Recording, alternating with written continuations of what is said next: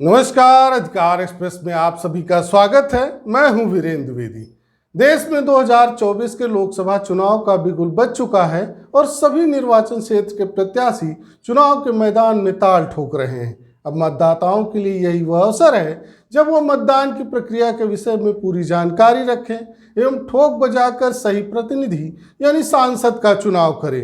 यदि कोई गड़बड़ी होती है तो उसका भी विरोध करें, क्योंकि लोकतंत्र को मजबूत बनाए रखने की सबसे बड़ी जिम्मेदारी मतदाताओं पर ही है। इसलिए आप लोगों को जागरूक करने के लिए पिछली बार हमने बताया था कि किस प्रकार से जिले स्तर पर जिला निर्वाचन अधिकारी अपनी देखरेख में लोकसभा एवं विधानसभा क्षेत्र के चुनाव संपन्न कराते हैं। अब आज हम आपको विस्तार से बताने जा रहे हैं कि लोकसभा या विधानसभा निर्वाचन क्षेत्र में चुनाव का संचालन करने वाला रिटर्निंग अधिकारी कौन होता है तथा उसकी शक्तियां एवं कर्तव्य क्या होते हैं। लेकिन चलिए सबसे पहले हम आपको बताते हैं कि रिटर्निंग अधिकारी कौन होता है। भारत का चुनाव आयोग देश की हर एक विधानसभा तथा संसदीय निर्वाचन क्षेत्र के लिए रिटर्निंग अधिकारी की नियुक्ति करता है तथा रिटर्निंग अधिकारी की सहायता के लिए प्रत्येक विधानसभा एवं संसदीय निर्वाचन क्षेत्रों के लिए एक या एक से अधिक सहायक रिटर्निंग अधिकारियों की नियुक्ति भी करता है। रिटर्निंग अधिकारी विशेष निर्वाचन क्षेत्र में चुनाव का प्रमुख होता है।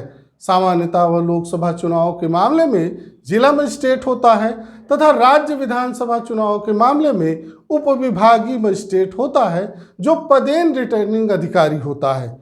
निर्वाचन आयोग रिटर्निंग अधिकारी की भूमिका एवं शक्तियों का भी निर्धारण करता है।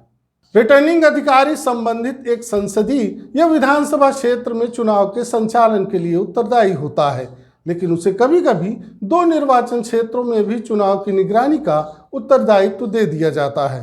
रिटर्निंग ऑफिसर एक स्वतंत्र एवं निष्पक्ष चुनाव सुनिश्चित करने के लिए उत्तरदायी होता है। इस प्रकार से देश की चुनावी प्रक्रिया में रिटर्निंग अधिकारी एक स्वतंत्र अधिकारी होता है जो चुनाव आयोग के प्रति जवाबदेह होता है। अब चलिए हम आपको बताते हैं कि रिटर्निंग अधिकारी की शक्तियां क्या होती हैं। रिटर्निंग अधिकारी को चुनाव प्रक्रिया से संबंधित किसी भी मामले में निर्णय लेने का अधिकार होता है। यदि कोई प्रत्याशी चुनाव लड़ने की योग्य नहीं है तो वह उसे चुनाव लड़ने से रोक सकता है। चुनाव प्रचार के समय किसी भी प्रत्याशी को आचार संहिता का उल्लंघन करने पर दंडित कर सकता है। मतदान के समय किसी भी व्यक्ति को मतदान केंद्र में प्रवेश करने से रोक सकता है यदि वह मतदान करने योग्य नहीं है। मतगणना के समय किसी भी व्यक्ति को मतगणना केंद्र में प्रवेश करने से रोक सकता है यदि वह मतगणना प्रक्रिया में बाधा डालने की कोशिश करता है। हालांकि रिटर्निंग अधिकारी को हमेशा चुनाव आयोग के निर्देश का पालन करना होता है। रिटर्निंग अधिकारी की शक्तियों के विषय में जानकारी के बाद अब चलिए हम आपको विस्तार से बताते हैं कि रिटर्निंग अधिकारी चुनाव के संचालन के संबंध में किन कर्तव्यों का निर्वाह करता है। रिटर्निंग अधिकारी चुनाव के दिनांक यानी तारीखों की घोषणा करता है, प्रत्याशी के नामांकन पत्र स्वीकार करता है, उनके नामांकन पत्रों की जांच करता है, प्रत्याशी के शपथ पत्र प्रकाशित करता है, योग्य प्रत्याशियों का निर्वाचन सुनिश्चित करता है, चुनाव लड़ रहे प्रत्याशियों की सूची प्रकाशित करता है, प्रत्याशी को प्रतीक यानी चिन्ह का आवंटन करता है, डाक मत पत्रों को मुद्रित यानी छपवाता है एवं मतदाताओं को भेजता है।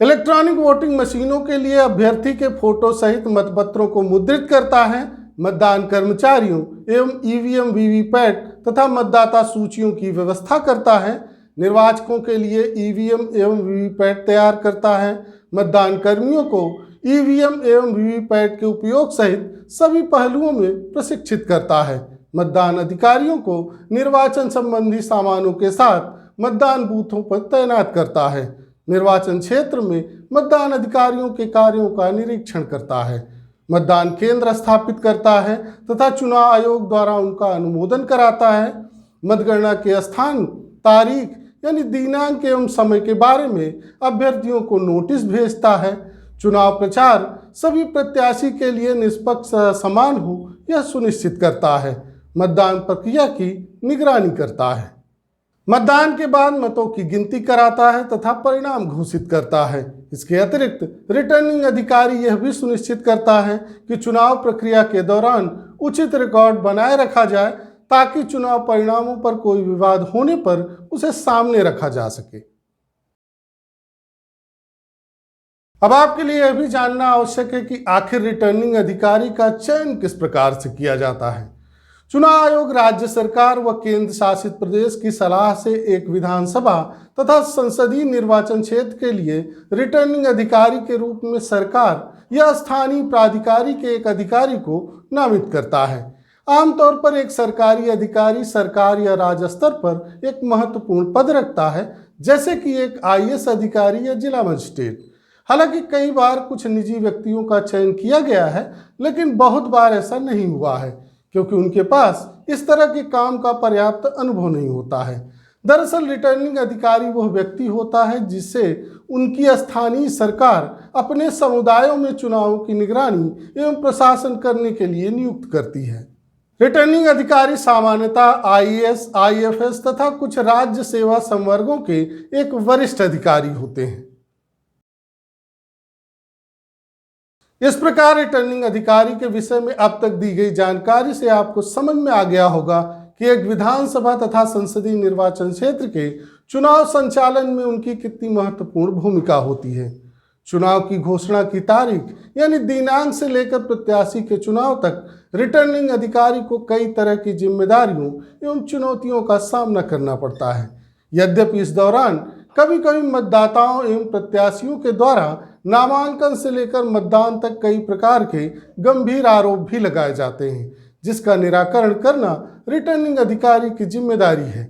यदि वह ऐसा नहीं करते हैं तो उन्हें भी चंडीगढ़ के मेयर के चुनाव में गड़बड़ी करने वाले रिटर्निंग अधिकारी की तरह न्यायालय से शर्मिंदा होना पड़ सकता है। अब यदि आपके मन में इस विषय से जुड़ा कोई प्रश्न या सुझाव हो तो आप नीचे दिए गए कमेंट बॉक्स में हमें लिख सकते हैं। साथ ही आपसे निवेदन है कि आप इसे व्हाट्सएप, फेसबुक, इंस्टाग्राम या अन्य सोशल मीडिया पर शेयर अवश्य करें। आज बस इतना ही। धन्यवाद।